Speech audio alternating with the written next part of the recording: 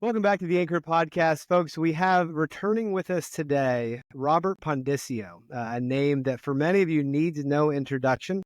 Robert is actually one of the first guests ever on the Anchor Podcast 3 or 4 years ago. He's a senior fellow at the American Enterprise Institute and an affiliate of AEI's James Q. Wilson program in K-12 education studies, where he focuses on K-12 education, curriculum, teaching, school choice, and charter schooling. Before joining the American Enterprise Institute, Mr. Pondiscio was a policy analyst and education reform expert at the Fordham Institute, an education think tank. He previously worked for the Core Knowledge Foundation and as an advisor and civics teacher at Democracy Prep Public Schools. Mr. Pondiscio became interested in education policy when he started teaching fifth grade in a struggling South Bronx public school in 2002. Before that, he worked in journalism for 20 years, including in senior positions at Time and Business Week. Robert Pondiscio, welcome back to the Anchor Podcast. Thanks for being here. Thank you. Boy, that bio needs some work, man. I'm not an expert in anything, and I'm not even sure I would describe myself as interested in education policy. You have this rare thing that most people don't have. You have this thing called common sense. And so when you speak about education, it's like, oh, that's what... Yeah. Which we love.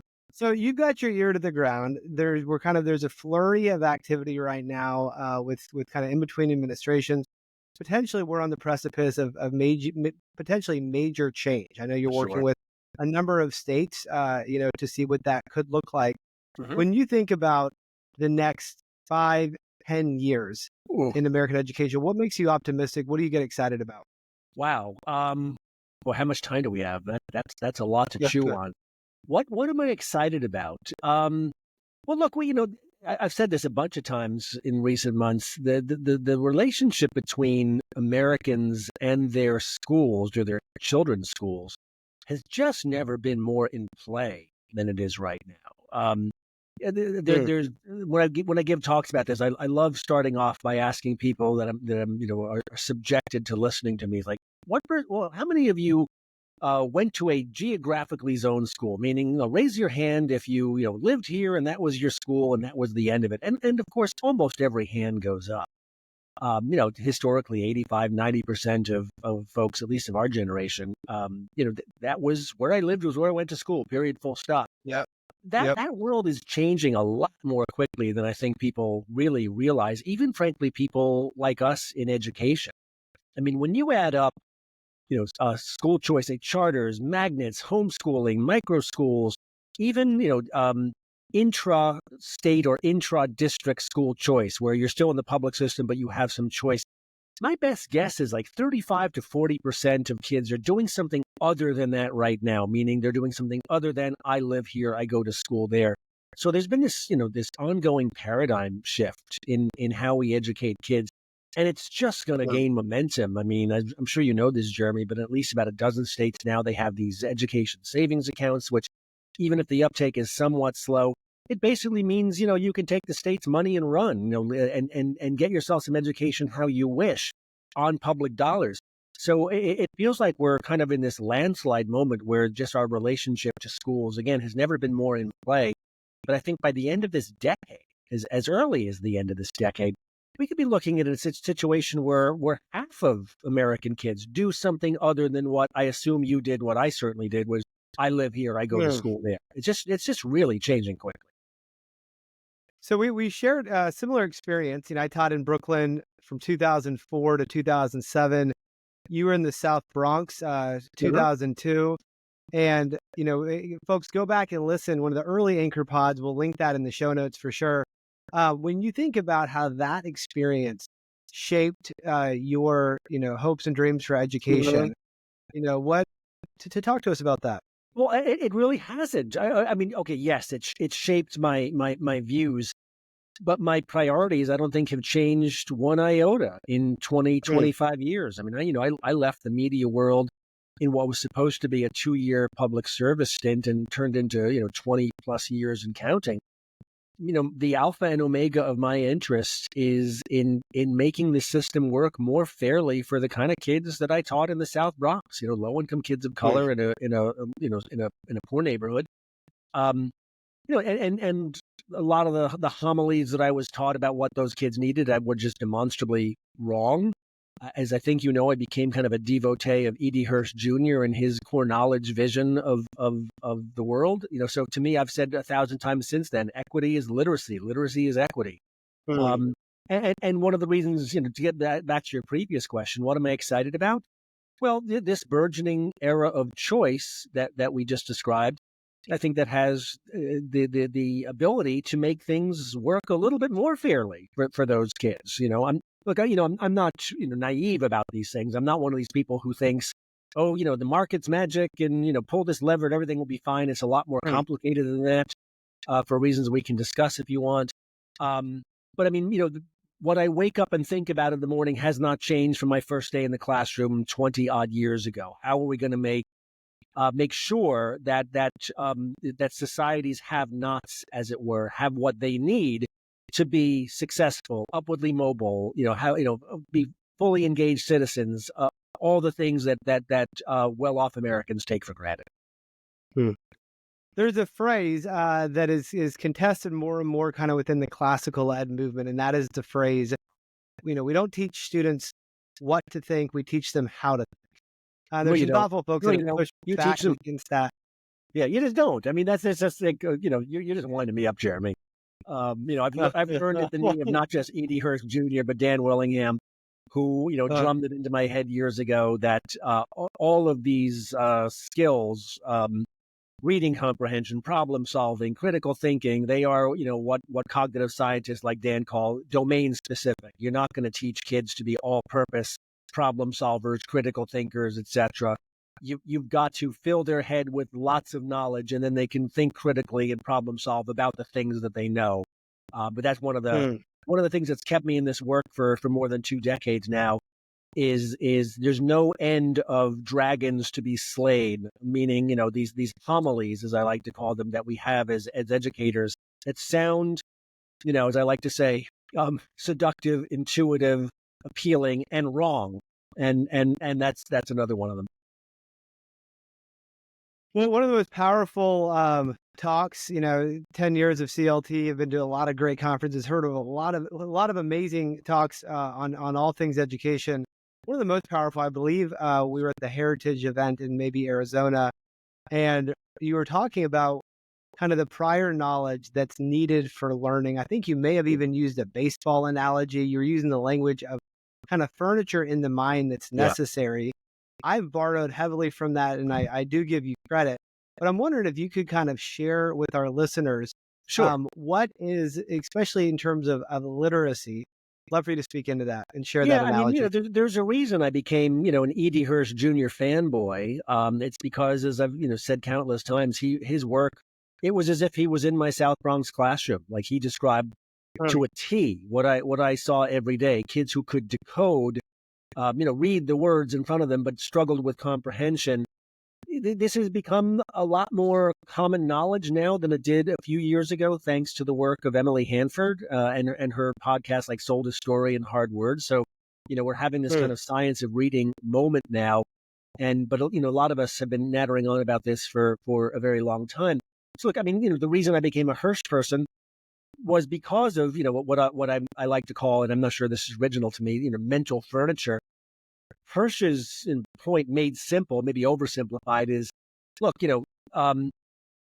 in any language community, writers and speakers make assumptions about what their listeners and readers know. And when those assumptions are correct, language is a well-oiled machine. It proceeds fluidly. When it's not, comprehension falls apart. So the implication of that is that we need to make sure that every student, rich or poor, white or black, is dealing with the same basic set of background knowledge, of vocabulary, of common knowledge. That's how this works. And it's not really up to us to dictate it. We can curate it, so to speak. We can, try to mm. catalog, as Hirsch has done over the years, what it is, that the average person knows and thinks too. Um, but one of the things that you see in settings like where I taught and perhaps where you did as well, the struggling reader is not the kid who cannot decode. They don't, you don't put a piece of text in front of them and they can't read it. What you hear them say is, well, I read it, but I didn't get it. So then that should make us curious. Why didn't you get it?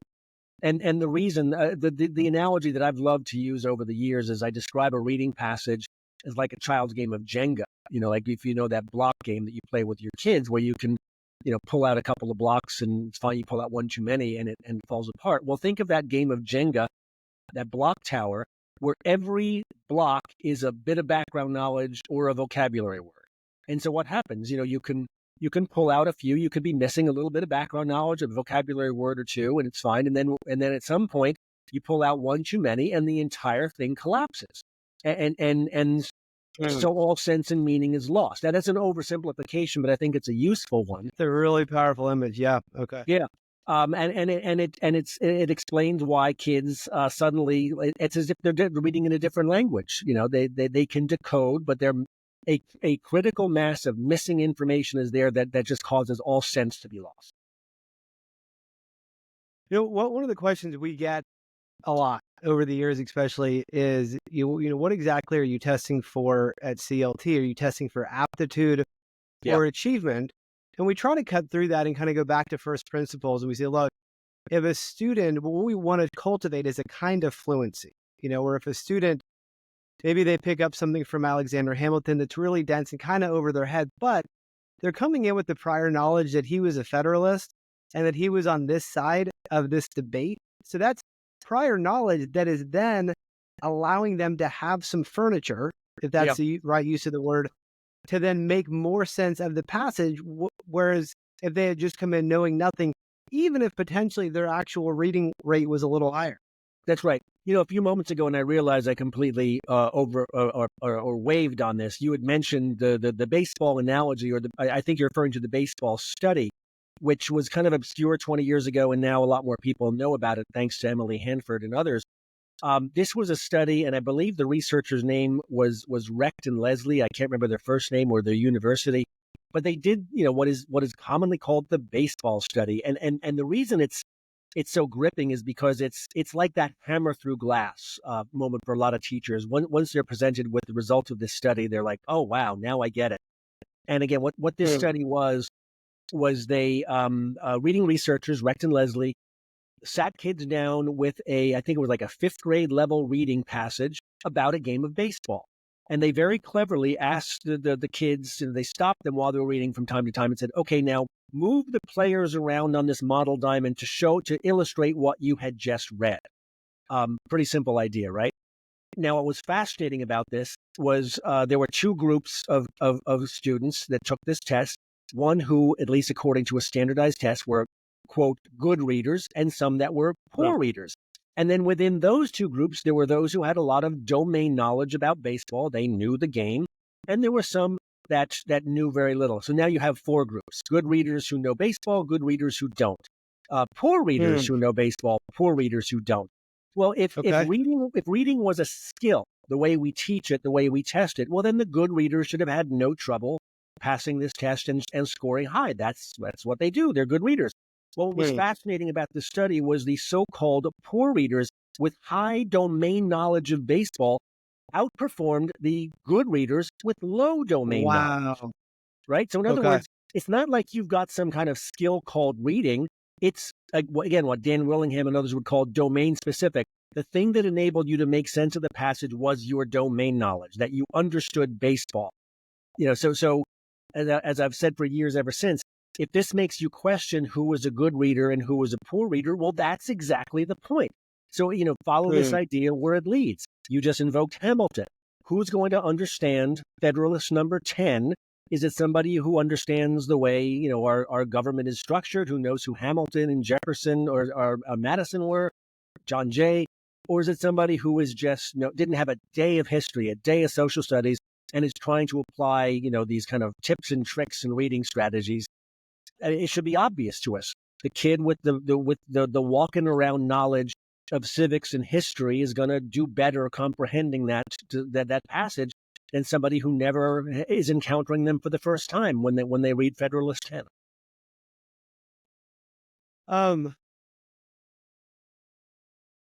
Yeah, this is an incredible thought. I mean, I feel like you're saying, but in a pretty different way. What I hear a lot of the folks within classical education kind of saying, that this maybe is the furniture, this Yeah. familiarity with the tradition. You read something like Dante, and there's so many references to so many giants, throughout antiquity. Then it's so much richer if you've got some familiarity with them. You could probably still understand the words if you don't, but Yep. it's kind of like yeah. So when you think about the insight that you've But also, had, Jeremy, um, if I can add, I've never read Don Quixote, but I sure understand what somebody means when they say I'm tilting at windmills. That's the other piece of this, right? Which is that there's so many allusions and idioms and references, that the language you and I are engaging in as literate adults is just sloppy with assumed knowledge. We're doing it right now. It's the most difficult thing for people to wrap their head around. Like the proverbial fish that doesn't know it's in water, we are swimming in knowledge and vocabulary. It enlivens our speech and our writing. And when others don't have what we have, they're not welcomed into this conversation. They're like, what are these guys talking about? when you hear folks in the classical movement speaking about this, do you feel that you're mostly seeing things the same way, understanding of literacy? We've got more and more folks we talk to that uh, love kind of the idea behind classical Yeah. ed, but they think that the word itself is kind of loaded politically right now, so they prefer not to use Classes. it. That's what. Yeah, no. Look, I mean, I don't think you can be an E.D. Hirsch guy as I am and not admire classical education. One of the things, because it's built on the same foundation, right? Like there is a body of work, there's a tradition that we know and we want you to know too. I'm making a much more prosaic point about how language works. Classical ed, when done well, I think exists on a higher plane. I mean, you're starting out with that shared foundation, and then you are, exalting the true and the good and the beautiful, as it were. And it's just a richer kind of education. But I mean, interestingly enough, Hirsch, and then we could talk about other things because otherwise I'll just bore you to tears forever on this. When Hirsch first was developing his theories of what he called at the time cultural literacy, this was a man of the left who was pilloried as trying to impose a dead white male canon on children. Yeah. And his point then and now is like, no, that's not it at all. It's this bit about mental furniture. It's this bit about curating what the average or what native speakers know and assume you know too.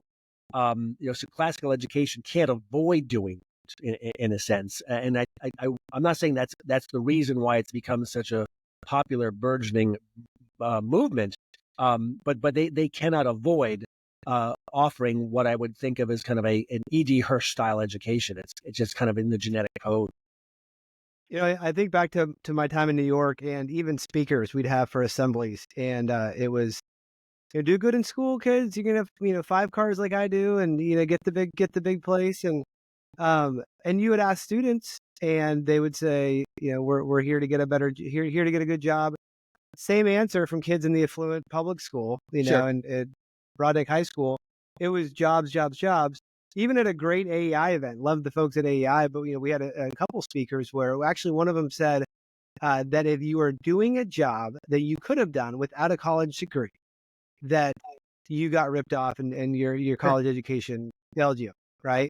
I thought that's Yeah. weird. There's a bunch of Harvard kids right now who are farming and doing farm to table kind of work, and um, you know, they didn't need to go to Harvard for that. I view the main problem, with education is this telos issue, the Yeah. goal. What are we doing here? Is it what Cornel West says? Is education a deep dive into be human? Or is it jobs training? C.S. Lewis says that when education becomes jobs training, civilization dies. Yeah. How do we do this in terms of, is this primarily about what even is education? It's a great question, Jeremy. And I'll be honest, I'll tell on myself here a little bit. I didn't even have my bachelor's degree until I was damn near 40 years old. I took a semester off from SUNY Oswego, midway through my sophomore year. And as, they may still be holding my room. I never quite found my way back. Um, and the only reason I ended up getting my bachelor's at all is because I wanted to teach in the New York City public school system. I mean, I had, accumulated enough credits over the years, to have probably 2 degrees, but not enough of them in one place. So I had to stitch them together into a degree program at a school called Empire State College, which is the independent study branch of the SUNY system. So I kind of, but I mean, I'll flatter myself to say I wasn't poorly educated. I just wasn't necessarily credentialed. That said, the last thing I want to do is, even though, look, we have to acknowledge what you just said is true. A lot of people have a very utilitarian view of education. What do you want? Why do you go to school? To get a good job. Why don't you get a good job? To earn a good living. If parents and students view that as the means to an end, the last thing I'm going to do is judge them. But you've heard me do it already in this conversation, taking a fairly utilitarian view of knowledge as building literacy, and I need to remind myself sometimes that's just the starting line. Now, it may not be beyond that for a lot of kids. If they want to just go right into the work world, that's fine. But there's a lot more that we can offer as educators beyond, college and career ready. I like to joke that Horace Mann went to his grave having never uttered that phrase, college and career ready. He had a different idea, which was citizenship. We lose sight of that too. But then beyond that is the things that you work on, really kind of call it varsity academics, if you like, really, exalting education to be fully human and fully educated.